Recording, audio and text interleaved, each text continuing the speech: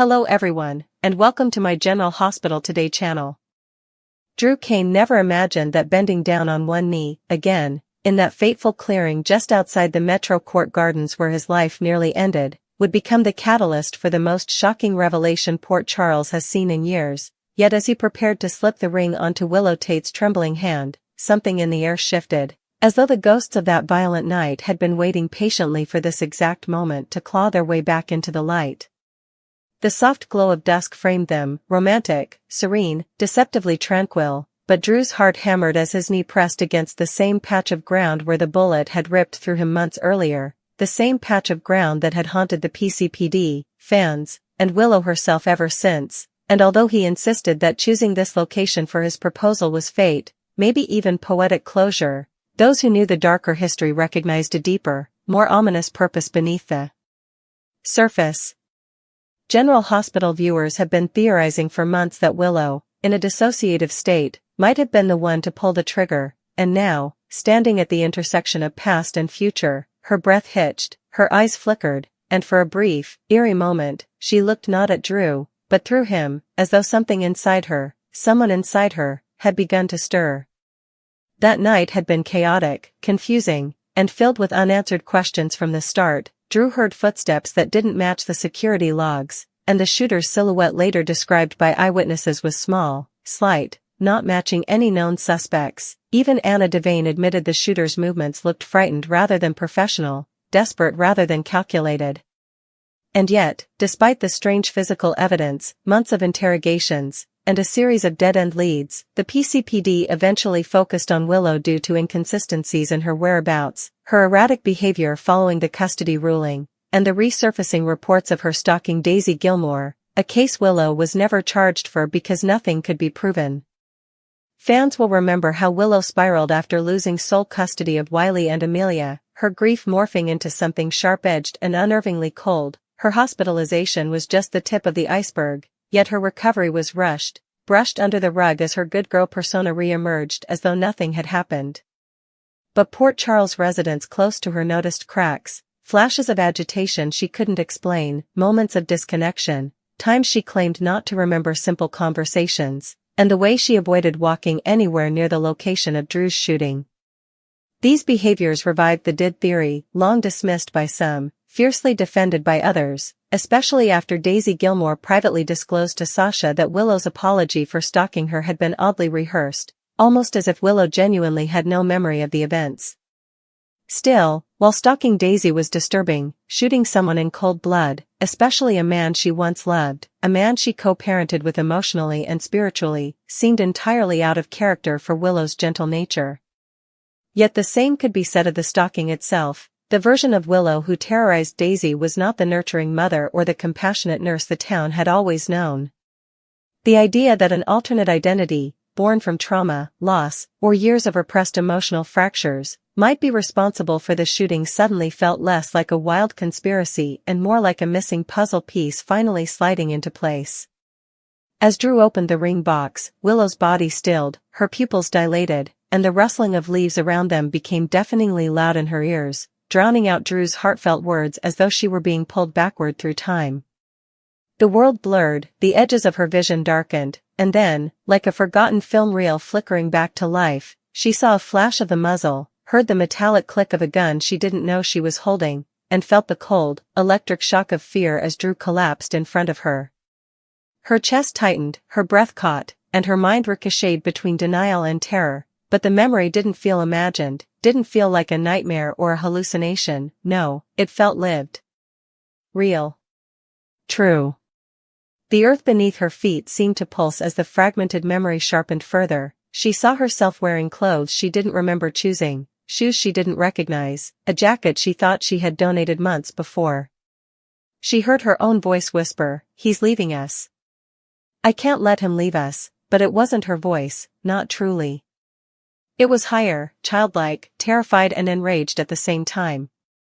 And then came the most chilling moment of all. She remembered seeing Scout, Drew's daughter, standing just a few feet behind her, small hands raised, eyes wide, begging her to stop, to put down the gun, to come back, and the shock of recognizing that she hadn't been alone that night crashed over her with suffocating force.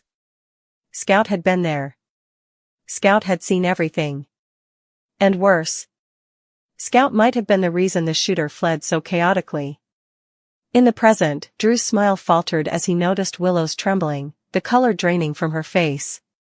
He reached out, gently touching her hands, but as his fingers brushed her skin, another jolt of memory shot through her, Drew collapsing, Scout screaming, the sound of sirens, the strange sensation of running on autopilot toward the docks while a different consciousness guided her limbs. Suddenly, a voice she had buried deep inside, or perhaps a voice that belonged to another version of her, echoed, "You promised you'd protect us. You promised he wouldn't leave." The did theory was no longer just a theory, it was unfolding inside her mind like a forgotten diary written by someone else using her body. And then, just as the memory film reached its climax, Willow froze completely as an even more devastating detail snapped into focus. She wasn't the one who fired the gun. It was Scout. Little Scout, panicked, grabbing the weapon in an attempt to protect her father from the other Willow she didn't understand, and the gun discharged during the struggle. A child's terrified reflex, an accident born from confusion and fear, covered up by a dissociative episode that erased the entire night from Willow's conscious awareness. Willow's knees buckled. Drew caught her, eyes wide with concern, unaware that the truth about his shooter was seconds away from shattering his world. Scout wasn't just a witness, she was the one who pulled the trigger. And Willow's alternate self, the protector, the fragment of her psyche created to handle her emotional traumas, had covered for the child, blocked the memory, and gone dormant to keep both Willow and Scout from facing the unbearable truth. Now, with Drew on one knee and a ring glinting in the twilight, the memory unraveled fully, unstoppable. Willow's breaths came in shallow gasps, her vision doubled, the two versions of reality, past and present, colliding violently. Drew's voice sounded distant, muffled by the pounding in her ears. The nurse in her wanted to explain, the mother in her wanted to shield Scout, and the fractured identity inside her wanted to scream the truth before it devoured her.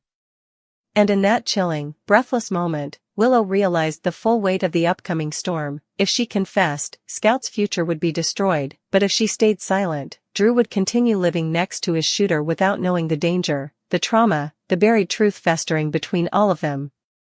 As Drew steadied her and whispered her name, pleading for her to speak, Willow's eyes filled with tears, not from romance or fear of commitment, but from the devastating knowledge that the proposal had triggered the secret her mind had fought desperately to bury. And now, as the world narrowed into a single terrifying truth, Willow understood that her answer to Drew's proposal would not be yes or no, but a confession that would shake Port Charles to its core and reveal the truth everyone had missed. Drew's shooter had finally been unmasked, and the identity was the last one anyone ever expected, Scout Kane. Willow's knees trembled beneath her as the world seemed to tilt violently, Drew's voice barely piercing the roaring chaos inside her head. She could feel every shard of the fractured memory stabbing through her, as if each recollection was a live wire connected directly to her chest. Scout, her precious little girl, had been the one who fired the gun, but Willow's mind had taken over in an instant, masking the horror, suppressing the truth to shield her child. And now, standing in the very spot where life and death had once collided, the truth wanted to claw its way out, irrepressible and raw. Drew's concerned gaze locked with hers, his hand still outstretched, the proposal paused in midair, ring shimmering like a cruel spotlight on the devastation unfolding between them. "Willow, what is it?" he asked, his voice soft, steady, but tinged with worry, unaware that the woman he loved was about to collapse under the weight of a secret that could destroy them both. Willow's lips parted, trembling. Words formed and dissolved like fragile glass, fragments of confession colliding with instinctive denial. "Drew, it's Scout," she finally whispered, voice breaking. Drew's brow furrowed, confusion clouding his features. "Scout? What about Scout?" he asked, crouching further to meet her gaze, the intimacy of the proposal now a horrifying contrast to the revelation looming over them. Willow's eyes filled with tears, shimmering like rain over shattered glass. She's the one who shot you. I didn't even know it myself. My other self, she faltered, clutching her head as if to hold the two halves of her psyche together. My mind, it blocked it out. I took the blame in my memory so Scout wouldn't, she wouldn't carry it, she was scared. The words dissolved into sobs. Drew's expression shifted from concern to disbelief, and then to a cold, stinging hurt that gnawed at his chest like a living thing. He had faced death once at this spot, but never had he imagined the shooter wasn't a mysterious stranger, a calculated criminal, or even Willow herself, but the innocent, fragile child he adored as his own daughter. Drew reached out and took Willow's hands, holding them as though trying to physically anchor her to reality. "Scout," he echoed, voice trembling slightly now. "Our little girl? She shot me?" His mind reeled. The news didn't feel real, it was a cruel trick, a nightmare bending his heart into unnatural shapes. Willow nodded weakly, tears streaming down her cheeks, and Drew's gaze darted to Scout, who had been hiding nearby, silent, her small frame shivering, guilt and terror written across her face. Scout hadn't understood what had happened that night, she only knew fear, confusion, and the overwhelming desire to protect her father. But the consequences were immense.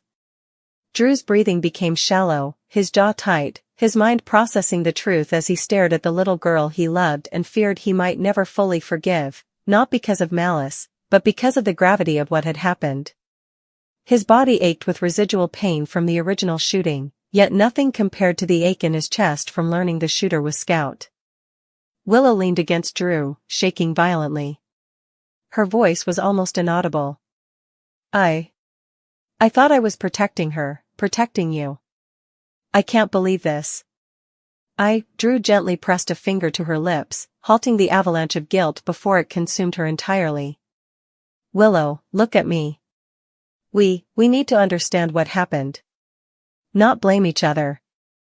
Not yet. Scout didn't know what she was doing. And, you weren't yourself. He swallowed hard, attempting to steady his own emotions. We have to get her help. You need help. We have to do this right. The gravity of the words seemed to solidify Willow's disoriented state, her mind racing between relief, fear, and crushing guilt. The past events, the repressed memories, it all collided into an emotional storm. Willow's dissociative identities, always a hidden force behind her decisions, had acted as a buffer, absorbing the trauma of both her actions and the child's. But now, the facade was cracking, and the truth could no longer be contained. Scout had acted on instinct, Willow had shielded her, and Drew had the impossible task of processing that the woman he loved and the child they both cherished had been at the epicenter of a night filled with terror. Drew helped Willow to a nearby bench, the ring still forgotten in his hand, a cruel reminder of the interrupted proposal. Scout quietly approached, still trembling, eyes cast downward, voice barely a whisper. Daddy. I didn't mean to. Drew's gaze softened, despite the turmoil. He knelt again, eye to eye with Scout, and said gently, I know, baby. I know you didn't mean it. But we need to talk, and we need to make sure we understand what happened so it never happens again. The fragility in Scout's voice, the weight of fear and innocence, broke something open in Drew's chest. His love for his daughter clashed with his lingering pain, creating a torrent of emotions that threatened to drown him. Willow wrapped her arm around Scout, grounding her daughter while trying to ground herself, the three of them forming a fragile triangle of truth and guilt, bound together by love and horror in equal measure. In the following hours, PCPD began an investigation into the shooting with Willow and Drew's cooperation. But unlike a typical criminal investigation, this one was suffused with emotional turbulence, psychological complexity, and public intrigue. The medical examiner confirmed that the trajectory of the bullet aligned with an accidental discharge during a struggle, supporting Willow's fragmented memory and Scout's inadvertent involvement. But while facts could clarify events, the emotional fallout was far more complex. Willow's alternate identities had shielded her from trauma, but the resurfacing memories left her raw, emotionally exposed, and terrified of how her fractured psyche would respond moving forward. Drew, meanwhile, wrestled with forgiveness, gratitude for surviving, and fear for Scout's innocence. The delicate balance of their family life now depended not just on love, but on navigating the fragile psyche of a mother grappling with death and a child traumatized by accident. Psychologists recommended intensive therapy for Willow to help integrate her identities and process her memories safely, and family counseling for Drew and Scout to handle guilt and fear. The news spread quickly through Port Charles, with whispers at the Metro Court, murmurs in General Hospital hallways, and speculation on social media. Fans of the show immediately theorized about the implications. Could Willow's dead episodes resurface? Would she revert to an alternate identity in high-stress moments? How would Scout cope knowing she had accidentally shot her father? And most pressingly, how would Drew reconcile the love for his daughter and the woman he had proposed to in the very spot of his trauma with the weight of what had transpired? The narrative became a crucible of human emotion, psychological intrigue, and high-stakes drama that could only be fully appreciated in the heightened world of General Hospital. Meanwhile, Drew, Willow, and Scout had to navigate the quiet moments between therapy sessions and public scrutiny, moments where the fear of history repeating itself hovered like a specter. Drew's proposal, intended as a symbol of love, closure, and renewal, had instead become a trigger, not for romance, but for revelation, unearthing a tangled web of suppressed memories, childhood innocence, maternal guilt, and paternal fear. Willow's deed, Scout's accidental act, and Drew's survival all converged in a single, haunting instant, forever marking the location and the event as a pivotal turning point in their lives. As they sat together, holding hands, the ring still glinting in Drew's palm, they faced the daunting task of rebuilding trust, understanding trauma, and forging a path forward that could honor the truth while protecting the delicate hearts involved. Every word spoken, every sigh released, every tear shed became part of the healing process, but the shadow of that night remained, lurking in the corners of memory, a reminder that in Port Charles, love and danger often collide in the most unexpected, heart-wrenching ways. The next day, whispers spread through the hospital corridors. Did you hear? Drew was shot by Scout. Willow's deed triggered the memory during the proposal. Can you imagine, our little Scout? Doctors, nurses, and patients alike speculated, while the Kane family quietly tried to process the fallout without succumbing to gossip. Sonny Corinthos, upon hearing the news, confronted Drew privately, expressing both disbelief and concern. "You've got to protect them both," Sonny said firmly, "but don't let the town crucify Scout. She's a kid. She didn't understand." Drew nodded solemnly, recognizing the truth in Sonny's words, the burden of forgiveness pressing heavily on him. Meanwhile, Willow's therapy sessions intensified, focusing on memory integration and the management of her deed, creating a delicate balance between mental health, family unity, and public perception. By the end of the week, the narrative had shifted from a simple act of love to a complex tapestry of trauma, psychology, and redemption. Drew's second proposal remained unfulfilled, the ring still clutched in his hand, a symbol of patience and understanding. Willow's deed journey had only just begun. Scout's accidental shooting had reshaped family dynamics, and the Kane household faced the delicate task of living with a truth too devastating for the ordinary world to comprehend. And yet, beneath the fear, guilt, and uncertainty, there was a glimmer of hope. Love endured, resilience persisted, and in the very heart of trauma, their family, remained intact, determined to survive and thrive, no matter the secrets unearthed by the cruel hand of fate. In the quiet aftermath of the revelation, Drew sat on the edge of the hospital bed, the ring now lying forgotten on the nightstand, glinting coldly under the fluorescent lights. His fingers absently traced the band as he tried to reconcile the love he felt for both Willow and Scout with the shock of the night's discovery. The room was heavy with unspoken tension, punctuated only by Scout's soft whimpers and Willow's shaky breathing as she clutched her daughter to her chest. The bond between mother and child had always been strong, but now it was tinged with fear, guilt, and confusion. Willow's eyes, rimmed red and raw from crying, met Drew's, and for a moment, all three of them existed in a suspended reality, a fragile triangle of truth, love, and trauma. Drew's heart ached as he tried to find the words, any words, that could comfort both the woman he loved and the child who had, in a moment of panic, changed their lives forever. "It's not your fault, Scout," he whispered finally, his voice trembling despite his effort to sound calm. "I know you didn't mean it. You were scared. And Willow, she's been protecting you both, just like any mother would." Willow nodded, tears slipping down her cheeks. I did. I thought I was protecting her, protecting you, she admitted, voice breaking. I couldn't remember, not fully. My mind, it blocked it out to keep her safe. I didn't know how else to survive it. The confession hung in the air, heavy, almost unbearable. Drew reached out, brushing a strand of hair from her face, trying to communicate forgiveness without words. The love he felt battled with the reality of the shooting, the near death, and the fragile psyche of the woman he adored. We'll get through this, he said finally, voice firm but tender. Together. It'll take time, but we will. Willow, we will. The words were more promise than statement, an anchor for both Willow and Scout as the storm of emotions threatened to consume them. Meanwhile, Scout clung to Willow.